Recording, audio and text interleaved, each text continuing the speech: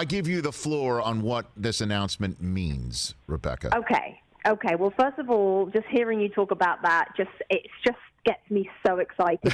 Just about an hour ago, we got official news. You know what these things are like. It did get leaked a little more than an hour ago, but Right. Official news from the Premier League. The restart date, as you say, Wednesday, June the 17th for the Premier League, which is provisional, providing that all safety requirements are in place at every club. Now, there are 92 games left to play in the 2019-2020 season, Rich, and what they're going to do is pack them in big time.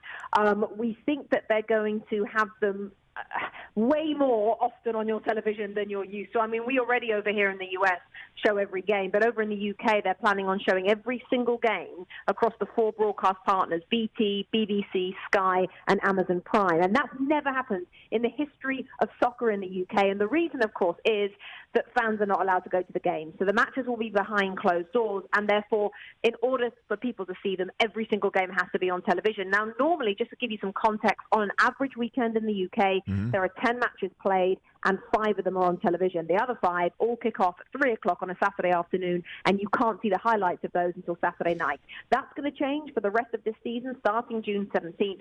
Every single game will be available to watch through the broadcast partners in the UK, and it is giving everyone an absolutely massive lift at a time, I think, where desperation, let's be honest, Rich, was starting to creep in. We need positivity. We need lifting.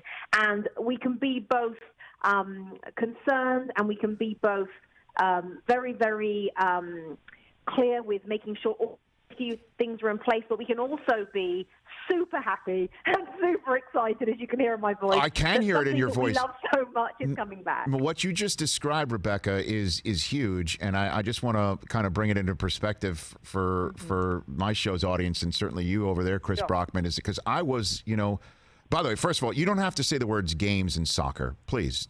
You don't have to. You don't have to Americanize it. That's number one. Okay. All right. Sorry. No, please. But I was in a pub in London because I was in town to call one of the American football games.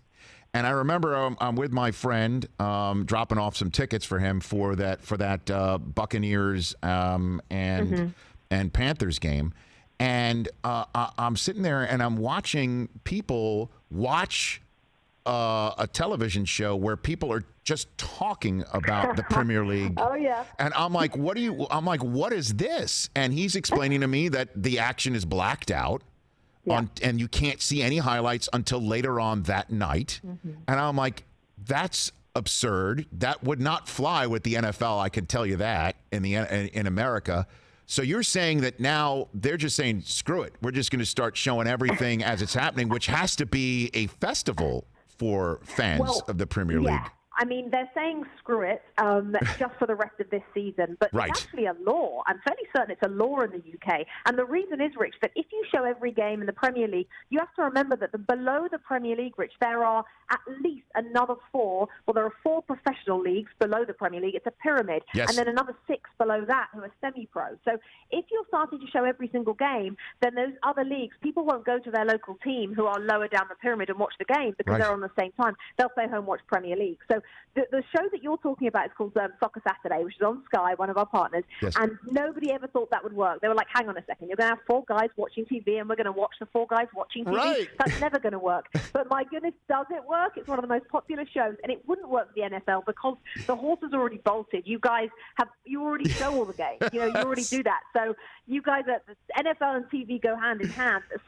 Football, I should say, started in the 1880s in the UK. So it happened way before anybody ever watched it. So, but yes, they're going to say screw it. They're going to do it for the rest of this season. But when next season starts, 2020, 2021, probably September, it will revert. Well, actually, I say that, although I would have thought that the fans won't be allowed in for the rest of this calendar year. So watch this space. Perhaps this will continue all the way up until they allow fans back in, which will be a huge amount of games and a huge amount of shows. Hey, you watched all the way to the end. Thanks for that. Watch more right here.